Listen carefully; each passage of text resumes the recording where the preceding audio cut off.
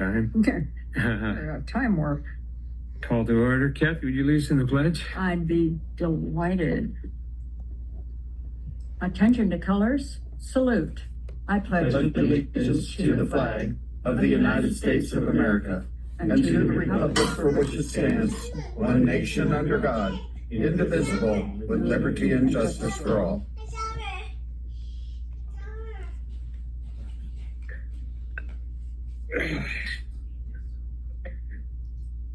Roll call. Director Kokel. Here. Director Hansen. here. Director Ballantyne. Here. Director Parker. Here. Director Allred here. All in attendance. Approval of agenda. Motion to approve is presented. Have a second? I'll second. All those in favor? Aye. Aye. Any opposed? The vote is unanimous. All right, community announcements and public comments.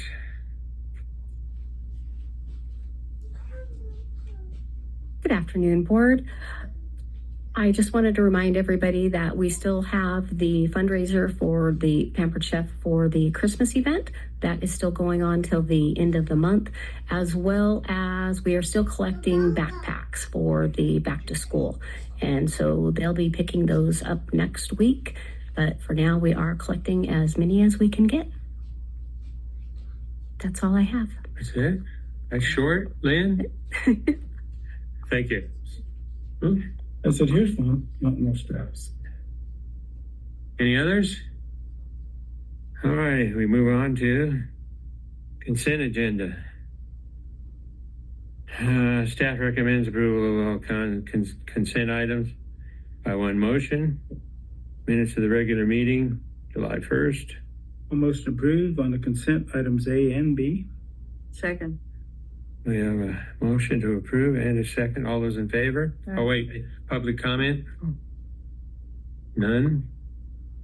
All those in favor? Aye. All those opposed? The vote is unanimous. Action items. CalPERS, unfunded liability payment. Yeah, good afternoon. This is our annual payment that CalPERS requires us. Well, CalPERS requires us to make monthly payments, but they do give us an option to make it the one-time annual payment. That'll give us a 3.4% savings if we make it at one time. So I'm asking the board's permission to make the one-time payment of $604,603. Rather than they'll give us a savings of $20,000 and $218 by doing it at the one time. We've been doing this, haven't we? Yep. Yeah. Yeah, this is pretty standard that we bring it to the board, but we just get your authorization due to the dollar amount. Can you bring a little more background, be the new guy, about this unfunded liability? Has this been, I mean, this looks like as a result of some kind of analysis done in 2023. Yep, so this is kind of a long time coming. Nothing had been contributing to the unfunded liability to CalPERS. So they are putting us on they put all districts, all cities on a payment plan to get themselves caught up to fill up the gap of the unfunded liability. So there is two of the plans. Next year, there are two safety plans are going to roll into one. So we'll have just one payment on that just because we have limited employees in that. Two of the plans actually in the course of 12 years, that's in our budget workshop I had mentioned, in 12 years, like this payment, we have to make this payment pretty much for the next 12 years.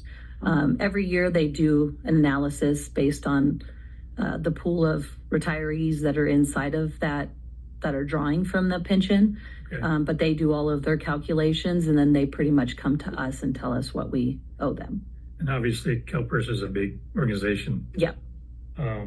Is it broken down into our district as far as how much we owe? It is. Partially it is. Partially it is because we are smaller. We're not as big as like some of the school districts, right, to where they can be their own. We're actually pooled, and so when CalPERS takes ours, they take it all into as pooled. Okay. Yeah. And then there's 4 different, I think, areas where we're making payments. Yep. So there's one big one. Yep. How long is that one? Is that one of the 12-year ones? So that's one of our longest ones, and that is so on there's 4 different plans because 2 of the plans are PEPRA, which are any employees hired after 2013. CalPERS did a complete restructure. And that's to bring down, that's kind of when they started looking at some of these unfunded liability, realizing the benefits that were going out of the CalPERS pension. So they changed the criteria for retirees. Okay. So any employees hired after 2013 are considered PEPRA employees, and then anyone hired prior to that are considered PEPRA. So everybody that's currently on our retired plan that are drawing the benefits are classic members.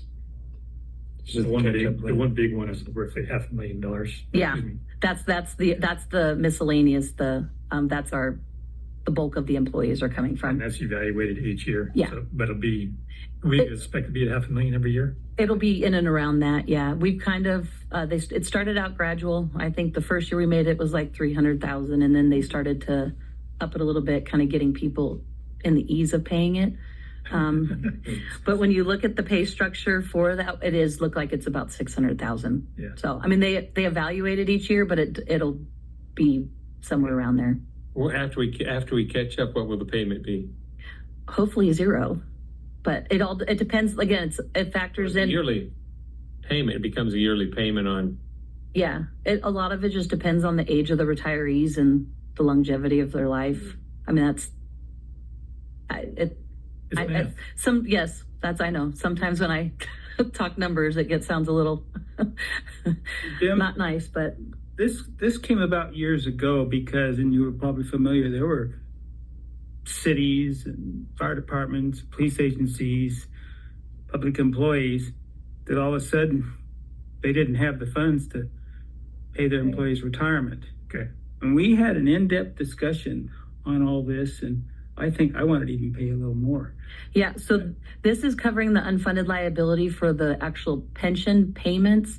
The $250,000 that we had talked about putting in the budget, that's for the retirees' health benefits.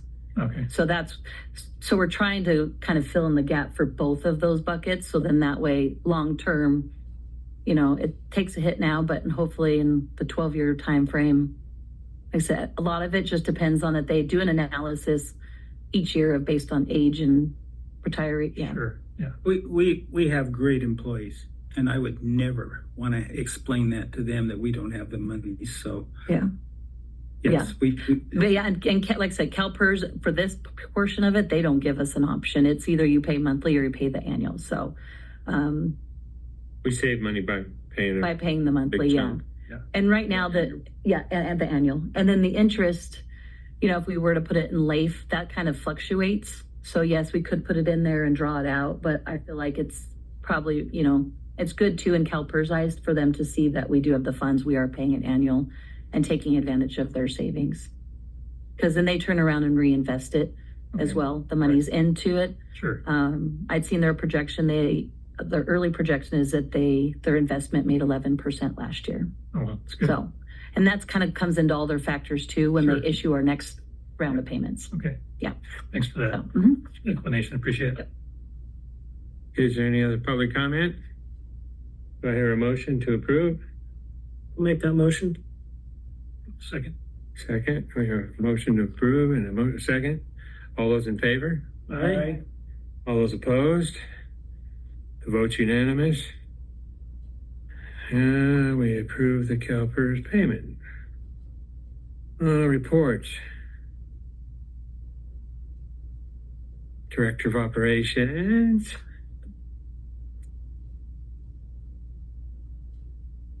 Good afternoon.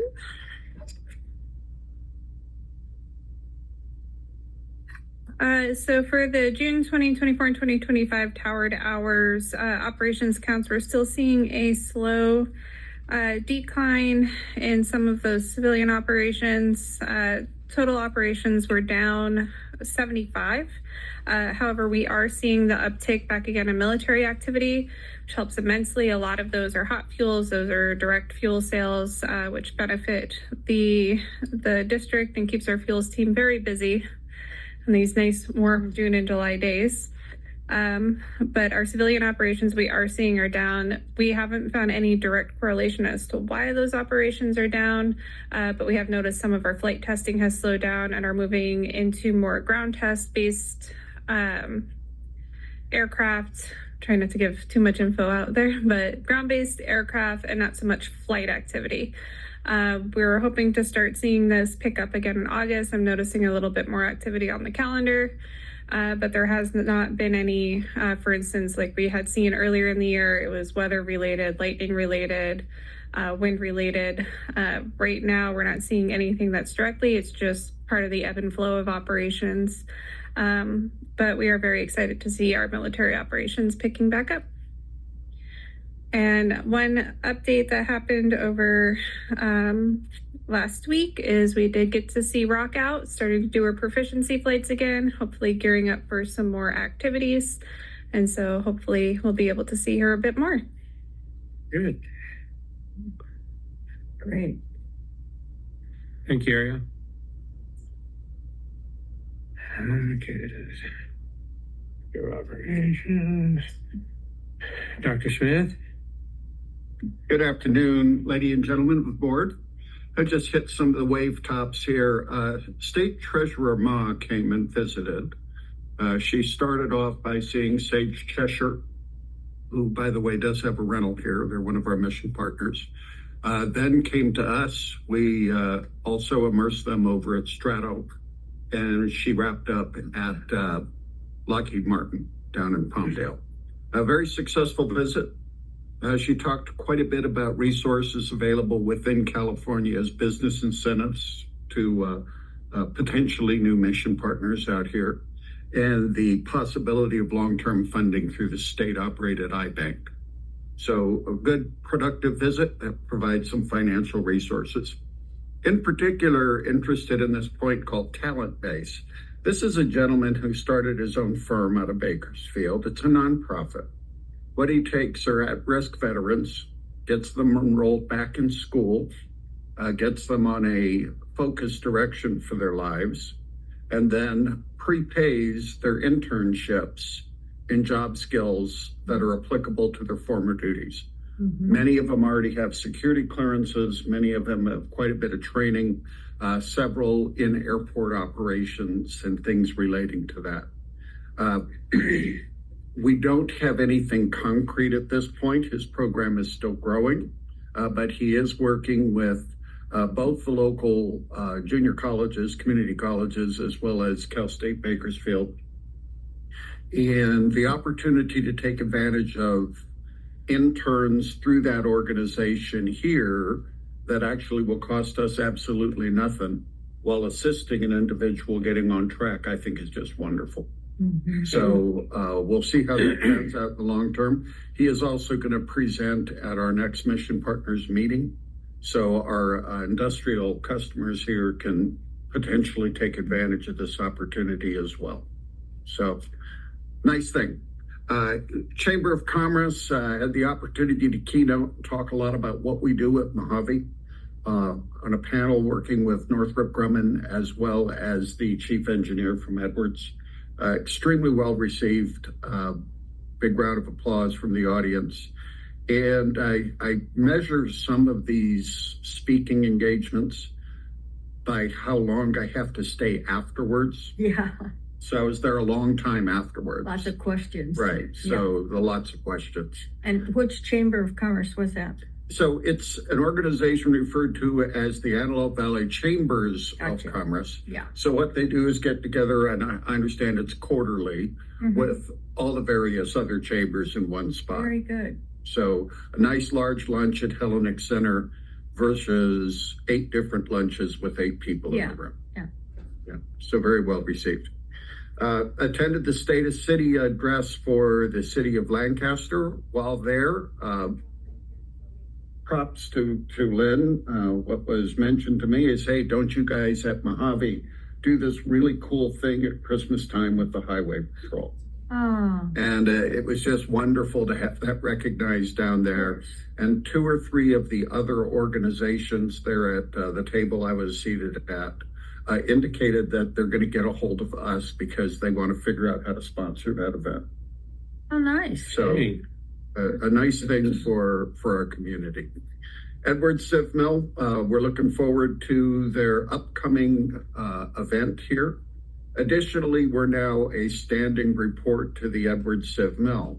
We all know we're not a quote military organization here, but the opportunity to continually enhance that very, very close relationship from the community partner side of the military mission in the Antelope Valley, I believe is huge.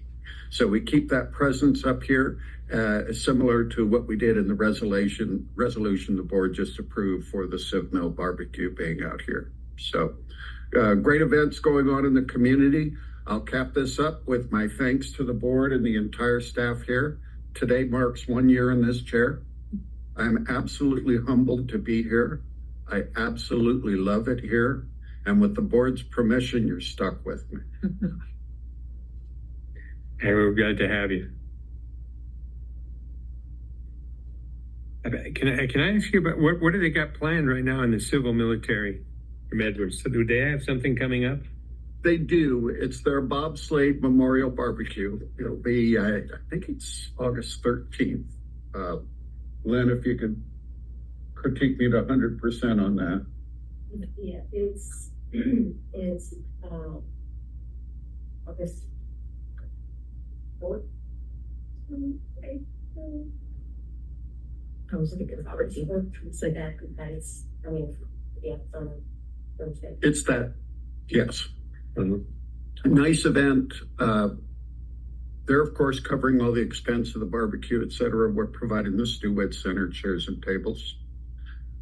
It's very well attended by the broader community here, largely representative of the more well-placed, well-connected business people in the community that do this as an effort to show support to the base through the Civ Mill organization. Civ Mill is a nonprofit, and the majority of their proceeds from things like this barbecue go directly to airmen's programs. Oh, okay. A couple of examples of programs they did is the dorms on base are actually fairly nice. It is an Air Force base, but they didn't have a real lounge area there. They had facilities they could go to, but nothing in the dorms. So Civ Mill came up with the money to build what's called the Higher Grounds Lounge, and the young airmen can just socialize in their own buildings. It's got access to all the computer stuff, all the games, all the things that they may choose to do to just relax. Another thing they did was outfitted the Airman Leadership School reception area and library, so that when young airmen are going through their first level of professional military education, they really have a first-class facility. The government, unfortunately, just had no funding for these kind of dress-up accoutrements. So Civ Mill was able to provide that. There's little things there like, massage recliner chairs, so a student can sit back and do their reading in a very comfortable environment, all without the taxpayer taking a hit. Sounds good. Is that sufficient for you? Yes. Thank you. Board policy or board committees, we have none. Do we have any director comments? Items not on the agenda. I have a comment. I attended the celebration of life for Allison Gatlin on Saturday, and it was nice to see other people from the spaceport there. Kate Squires was there from Stratolunch, and the congressman who used to work at TSC was there, and was very well attended. It was a beautiful, beautiful ceremony, and the family, her brother got up and talked about his big sister, and he adored her. And he says, I was always that guy tagging along and in the way, but he was so sweet. And he said, Allison was out here for the Spaceship One flight. Big deal. All the news channels were here, CNN, everybody. And he said Bert Rattan was not always real excited about the news media, but he spotted Allison and he loved Allison. And he said, Allison Gatlin, come here. And he picks up the rope and brings her under the rope over by the spaceship and makes a big deal out of talking to her. And meanwhile, CNN and everybody else is like, well, what about us, you know? But her brother thought that was just so cool that she was revered by Bert and Dick Rattan because she was so accurate with her reporting and got quotes perfect. And she really loved the aerospace reporting. Her daddy worked at NASA. He worked with Wind Painter on the lifting bodies, and she was around it her whole life. So it was just, I thought, good for the spaceport to be represented at her celebration of life. Too young to go. She was only 54, but she had a rare form of lupus, and I guess was in terrible pain, and they couldn't even give her pain medication for it. And but her mother is still living in Lancaster, and her brother, and lots of cousins, and they were all there, and just loved hearing all the stories from people. So anyway, just wanted to relay that. Thank you, Kathy. I think we are going to close session. Yes, we are now at closed session.